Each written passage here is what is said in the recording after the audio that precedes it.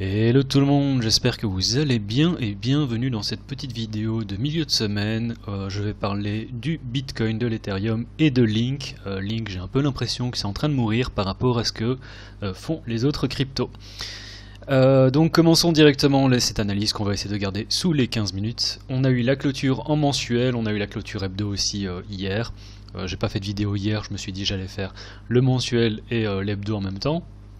Donc on peut voir qu'on avait cette ancienne résistance en hebdo, non en mensuel pardon, donc je vais mettre ça en violet, je sais pas comment vous appelez ça, violet, mauve. On avait déjà eu la cassure le mois précédent, là on a une confirmation, on pourrait dire que ceci c'est un retest, est-ce que ça veut dire qu'on ne va pas encore venir retester ici? Je ne sais pas, de toute façon c'est pas forcément une échelle de temps que je trade le mensuel, c'est vraiment pour que j'ai un biais bull ou bear. Là de toute façon mon biais il est super bull, il n'y a vraiment aucun doute à ce niveau là, et d'un point de vue technique on va dire que la prochaine cible en mensuel ce serait en toute logique les 13008, voire peut-être un peu au-dessus, un peu en dessous. Donc voilà, ça c'était pour le mensuel, on a eu la clôture, très très positif. Regardons un peu ce que ça donne en hebdo, ça fait déjà un certain temps. Pour moi, on a ce point ici qui est assez important.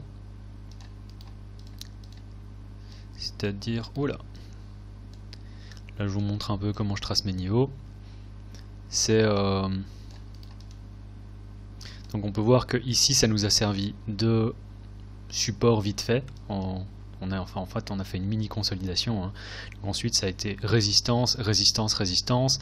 Aujourd'hui on est pile poil au-dessus, donc c'est une bonne chose. Après, moi j'ai tendance à tracer, vu que c'est une résistance, mais c'est aussi une pool de liquidité, j'ai tendance à prendre également le haut de la mèche, parce que c'est aussi du weekly, donc c'est histoire d'avoir un peu plus d'espace. Donc on peut voir qu'on est encore en plein dedans, qu'on est toujours au sein d'une consolidation.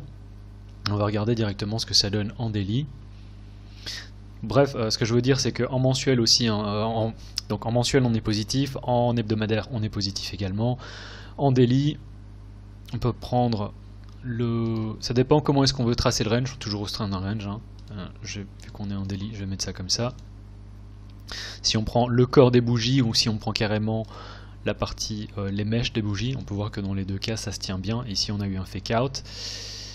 Qu'on est toujours finalement au sein d'un range, donc à ce niveau là pas grand chose à dire. Et si on regarde en intraday, donc en intraday je vais directement prendre le chart, ce que j'utilise d'habitude, c'est à dire au sein du range. Ici dernière pool de liquidité avec résistance avant, pour moi si on a une cassure des 12 000, pour moi c'est simple, on va tout simplement dans un premier temps venir chercher ce niveau ici, là, ce niveau là, et pour moi ça c'est pas une grande résistance, donc à mon avis on devrait faire quelque chose comme ça quoi. Donc venir chercher les 13 000 que j'espérais qu'on atteigne plus vite, mais bon on est en train de encore faire une consolidation, donc à voir. Par rapport à ce qui se passe en ce moment, bon on a une grosse réaction à partir de liquidité ici. Comment est-ce que je sais pas s'il y en a certains d'entre vous, vu que je suis en train de regarder comment est-ce que je dessine mes niveaux, si certains d'entre vous se posent la question, comment est-ce qu'ils dessinent ces niveaux à chaque fois, je comprends rien. C'est de la magie tout simplement, cherchez pas à comprendre. Non je rigole. L'analyse technique dans tous les cas c'est jamais une science exacte, ça tient davantage véritablement de la sensibilité de chaque trader. Ce qui est en tout cas sûr, c'est que pour ce qui est pool de liquidité, je regarde généralement les mouvements, donc les petites consolidations ou les mouvements haussiers avant chute, ou tous les mouvements qui ont donné lieu à toutes les petites consolidations qui ont donné lieu à un mouvement. C'est-à-dire que par exemple ici, si on prend un chart, on va regarder ça comme ça, si on regarde cette petite zone, on peut prendre la même chose en fait avec ici, hein. On peut carrément prendre l'exemple ici, mais prenons l'exemple ici vu qu'on est en plein dedans. C'est que ici on a fait une petite consolidation avant une chute. À aucun moment on est véritablement venu retester ce niveau, sauf si on accepte cette mèche, et encore je ne considère pas que ce soit véritablement un retest. On peut voir qu'on n'est même pas venu chercher le corps de la bougie. Donc si ça se dessinerait comme ça, hein, à aucun moment on peut voir on est venu chercher le corps de la bougie. Et donc je considère que la zone de liquidité était encore intacte. Ce genre de zone de liquidité, une fois que si le mouvement était conséquent, et on peut voir que dans ce cas-ci, ça donne lieu à un mouvement, enfin plusieurs mouvements, un mouvement descendant en plusieurs jambes, mais pas en une seule fois, je m'attends à ce qu'ici on ait une réaction. On peut voir que c'est ce qu'on a eu. La logique s'applique également ici, du coup. Ici on peut voir, on a une petite consolidation. Et en fait là du coup la liquidité c'est tout ça. C'est vrai, véritablement, enfin il faut regarder ça en 1 heure. C'est toute cette petite consolidation et le mouvement qui s'en est suivi. Et on peut voir que pour le moment on n'a pas encore fait de retest. Est-ce que ça c'est un retest? Je dirais que non. Et c'est là que je dis, hein, c'est là ce que je dis, hein, c'est voilà, l'analyse technique, ça reste quelque chose de hautement personnel finalement. Et il n'y a pas un niveau qui est meilleur qu'un autre, et c'est pour ça que différents traders auront différents niveaux.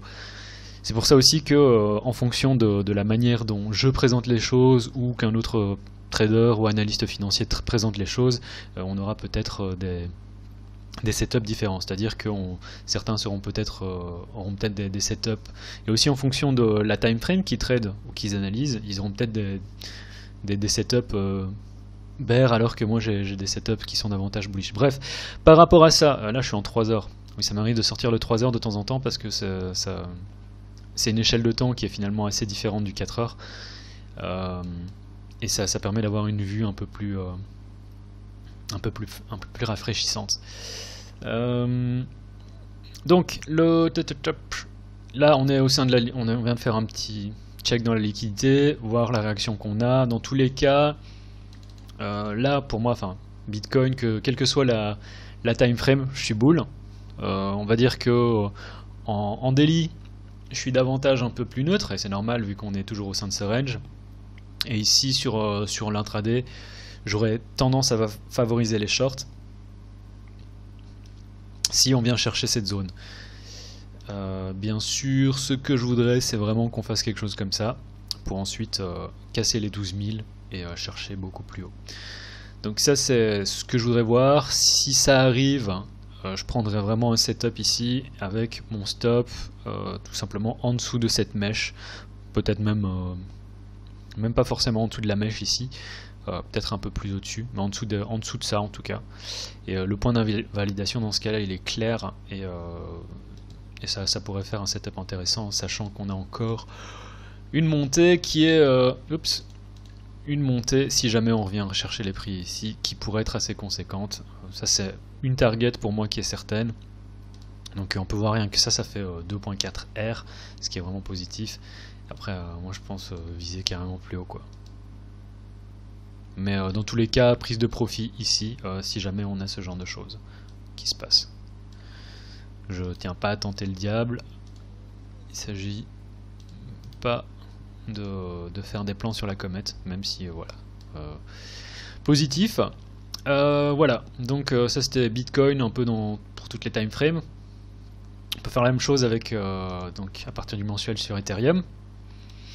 J'ai déjà tracé un peu les niveaux. Donc mensuel, ici on avait... Ça c'est très positif hein, par contre.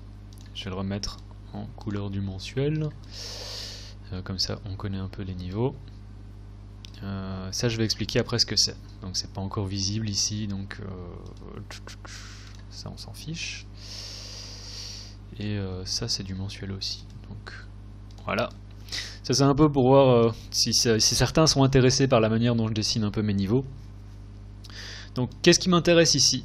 Donc Ethereum USD mensuel. Ici on avait le support, on est passé au-dessus, donc déjà le mois passé. Là on a quand même une grosse confirmation, grosse tendance bullish, grosse hausse, vraiment très très positif. À partir du moment où on rentre à nouveau au sein de cette consolidation, si on regarde en weekly, on peut voir que c'était un range. Alors là, le range il est un peu différent, c'est-à-dire qu'on a le niveau de résistance ici en hebdo, mais même en hebdo on peut voir que c'est un niveau qui est très important dans le sens où voilà, résistance, résistance, résistance, support, waouh, voilà, résistance, on passe au-dessus, on a cassé donc au-dessus, c'est ça que je disais au cours des semaines précédentes, vraiment c'est un niveau de support multi-time frame autant mensuel qu'en en hebdomadaire, et là en ce moment en hebdo on est, qu'est-ce que je viens de dire par rapport à la liquidité? Donc on a la consolidation qui a ensuite mené à un mouvement violent, et donc pour moi ça c'est pas vraiment un retest, ça dépend, certains diront que oui, d'autres diront que non, certains prennent les mèches, donc si on regarde les mèches, oui, voilà. Moi je m'attends encore à avoir une réaction ici, dans le sens où j'ai même tendance à préférer regarder ça peut-être parfois dans des échelles encore de temps plus petites pour définir mes zones de liquidité. Ouais, là c'est quand même bien défini. Certains pourraient dire carrément, voilà, il y a ça. Ça se définit comme ça, la liquidité, on met un stop ici au-dessus. Le stop se remettrait ici au-dessus, voilà, au-dessus de cette mèche. Et là on a vraiment la pool de liquidité.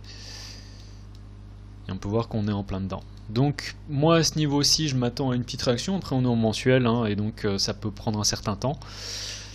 Je dis pas qu'on va venir dumper, mais bon voilà, je pense pas qu'on vienne directement chercher non plus les 500. Alors donc mensuel, hebdomadaire dans tous les cas très très positif. Si je prends le daily, où est-ce que j'essaierai de prendre une position longue si on a un pullback? Bon, dans tous les cas, on a bien sûr cet ancien niveau ici, donc c'était l'ancienne résistance. Si on vient rechercher, retester en tant que support, ça pourrait être quelque chose, mais ce que je voudrais, c'est qu'on ait une mèche qui vienne chercher donc cette ancienne petite consolidation qui a servi, donc ici, support, résistance. Si on pouvait venir retaper ici, ce serait vraiment bien pour pouvoir prendre une position longue et bien sûr venir rechercher à nouveau cet ancien sommet qu'on est en train d'effectuer. Donc le daily n'est pas encore terminé, il faut vraiment attendre la clôture. J'ai pas grand chose à dire en intraday, hein. C'est vraiment très très positif, très très bullish. En aucun cas je penserais à shorter ce marché parce que voilà. Alors je sais pas où est-ce que j'en étais, j'ai coupé le logiciel d'enregistrement sans faire exprès, mais donc Ethereum contre Bitcoin en mensuel, voilà, on a deux niveaux qui sont intéressants, vraiment celui-là qui a été résistance, résistance, résistance, on est passé au-dessus en toute logique, comme je voulais dire, on va venir chercher ce niveau-là, et ça c'est le gros niveau, si on repasse ici au-dessus, voilà, c'est... On a pas mal d'espace, on va dire, à la montée.